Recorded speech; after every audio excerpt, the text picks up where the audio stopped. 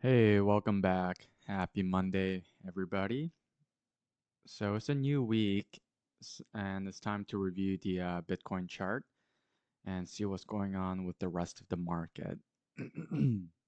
Okay, so starting off with the Bitcoin price today, essentially over the weekend, we sort of had these two very small green candles, and at the time it was a little bit uncertain whether we would, retest the $92,000 mark or go to the upside.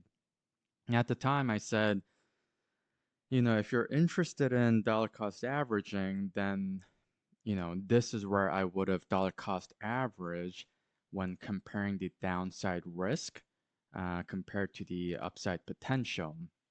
However, I did mention also that a more certain move would be just waiting until we, retest above the yellow trend line, perhaps retesting the previous all-time high of around $108,000, and then waiting for a confirmation green candle to form above the yellow trend line. So opening and closing above at least $106,000.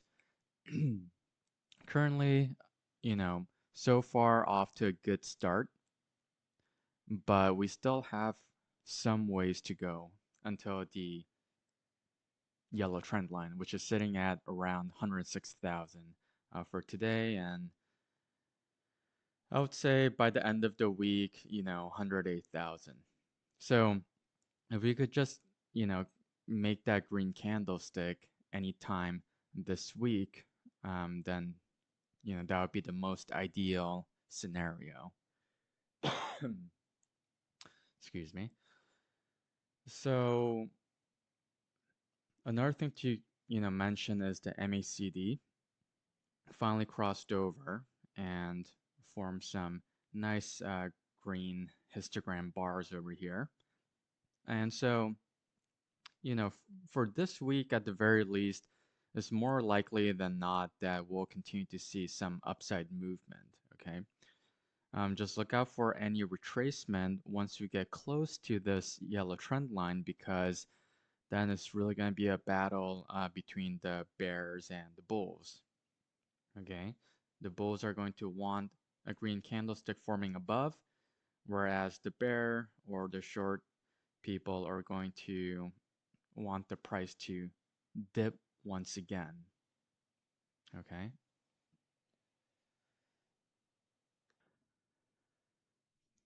So continuing on, basically, let's look at the Bitcoin dominance. I mean, I saw some people talking about how, and I've mentioned this previously also, but they're sort of predicting that the Bitcoin dominance already hit the top for this bull cycle. I mean, we'll see if that's true or not. Looks like there's a reversal of the pattern, most recently starting yesterday. So I'd be interested to see if the Bitcoin dominance continues to go up, because right now that dominance is correlating with the increase in price, and that could simply mean that um, people are buying back Bitcoin, or new consumers are coming in investing in Bitcoin.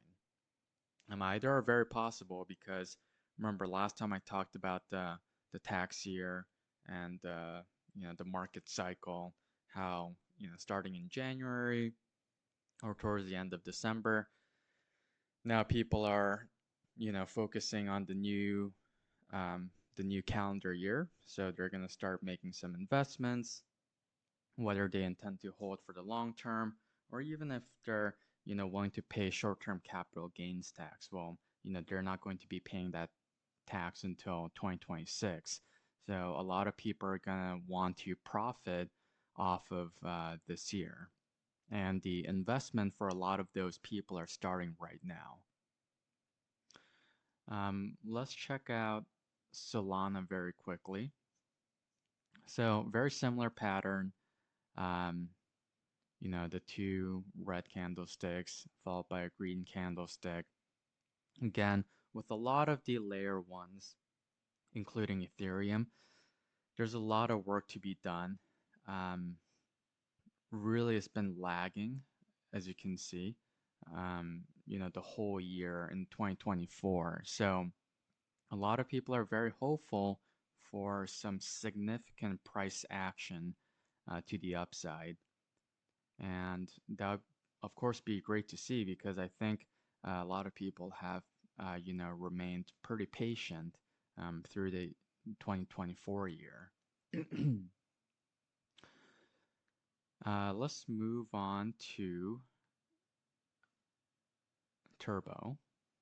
Okay. Sorry about the screen. Just waiting for it to load. So let's see. Um,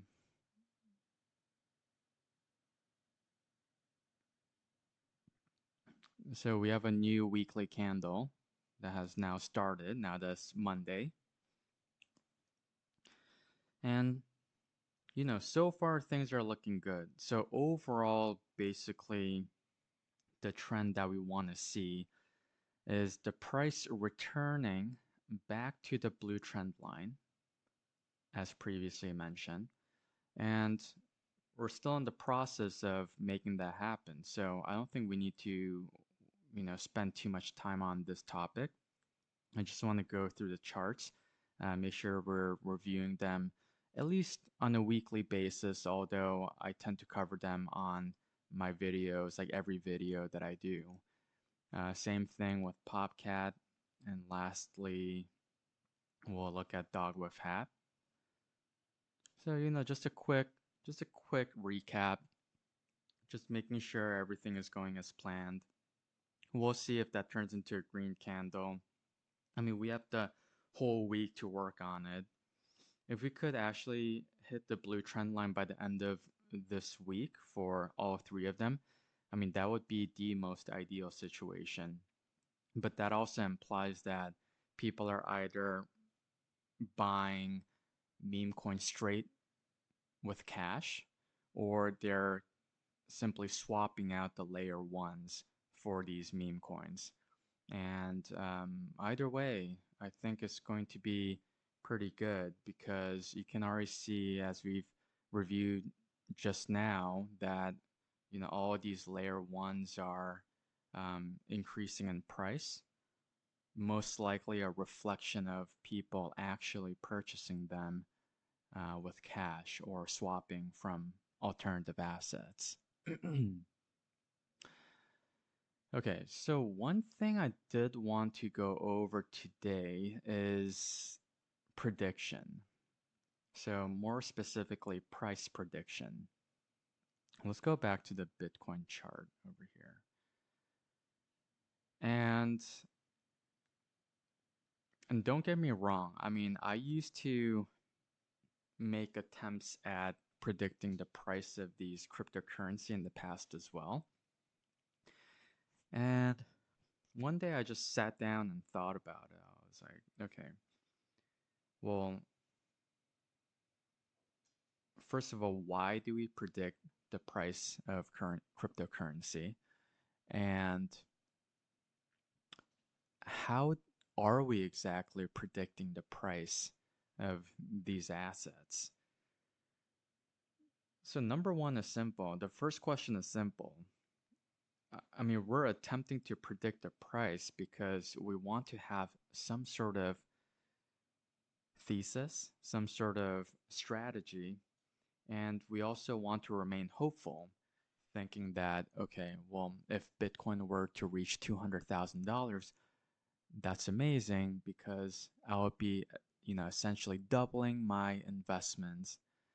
Um, that's what I hope for. And you continue to feed yourself um, essentially these ideas that, okay, well, you made the right investment decision. This is what people are saying. You're very hopeful. And that's essentially what you expect the outcome to be eventually. But the only problem with this idea is how we're predicting these prices. Okay. So, from what I've gathered, essentially there are two main ideas when it comes to price prediction, especially with cryptocurrency. Um, Today, as an example, let's take Bitcoin. Okay. So, a lot of people have been labeling Bitcoin as digital gold, store of value, and basically um, sort of an equivalent to gold. Okay, gold as we know it, the precious metal. So, what a lot of people are doing is they're comparing the market cap of Bitcoin to the market cap of gold, which is around 12 to 17 trillion dollars. And from that, they try to derive the price of Bitcoin. So, long story short, hey, Bitcoin equals gold. What is gold's market cap? Well, that's going to be Bitcoin's market cap down the line. And so that's where they come up with some of these numbers that you might see on the internet or on the news. And while that could be a possibility, and that's not even really taking into account of potential price suppression of gold, although I don't really want to talk about that topic. You know, assuming that the 12 to 17 trillion dollar market cap is the true market cap of gold, I mean, how do you know that Bitcoin is going to act similarly to gold? I mean, there's no guarantee of that. Now, there are a lot of talks about how the new US government regime or how the global economy in general is going to accept Bitcoin, possibly as a strategic reserve. And, if that is the case, that actually supports the idea of Bitcoin eventually becoming something similar to gold. But right now, there's no guarantee. So all the price prediction based on that thesis is really just there as entertainment. But I mean, you shouldn't solely base your investment strategy on that price prediction alone. Number two is based on historical data. So that's also what I'm relying on essentially, right? So when I talk about pi cycle top indicator, when I talk about halving cycles, days from halving to potential bull cycle top, those are all based on historical data. The problem is the sample size is maybe n equals 3 in those cases, right? So you have sometime in 2013, 2017, then 2021, but that's all we have. And, from a scientific method point of view, that is not significant data. Um, and what does that mean? That means cryptocurrency is still a very high risk asset to invest in because we also do not have mm, the actual certainty. So there's no substantial certainty that this will work out. Is it high reward? Very high reward, perhaps the highest reward out of all the, you know, investments that you could make in 2025. But I would also argue that the level of risk is up there. Okay, it's up there with, you know, maybe a little bit better than some penny stocks or um, like risky real estate investments, but it is definitely considered higher risk than, for example, if I was investing in um, the index fund of S&P 500, or I'm buying treasury bonds, or I'm buying blue chip stocks in the traditional equities market.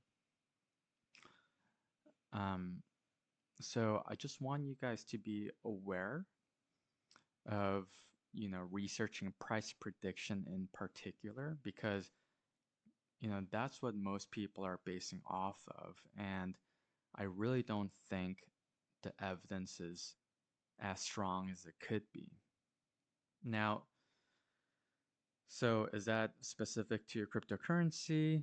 To a certain degree, because let me just go over something very quickly with you. So this is a response from ChatGPT. Now, if I'm trying to predict the price of equity, in a relatively rational market, like the answer says over here, I'm going to use a combination of financial analysis, valuation models, and market sentiment analysis. So I don't know if you guys remember back when I was trading or investing traditional equities, but these are real valuation models that people use to predict the value. So you have DCF, you have DDM, you can look at PE multiple, um, and finally, enterprise value multiples, okay? What's the purpose of it? Useful for comparing companies in similar industries. Now, what I'll tell you with layer ones and a lot of meme coins, for example, because I don't really talk about AI or RWA or gaming like other people. I mean, especially with meme coins, is heavily, heavily based on comparison to other meme coins. So, for example, if somebody's talking about dog with hat, they're trying to compare to Dogecoin or Shiba Inu.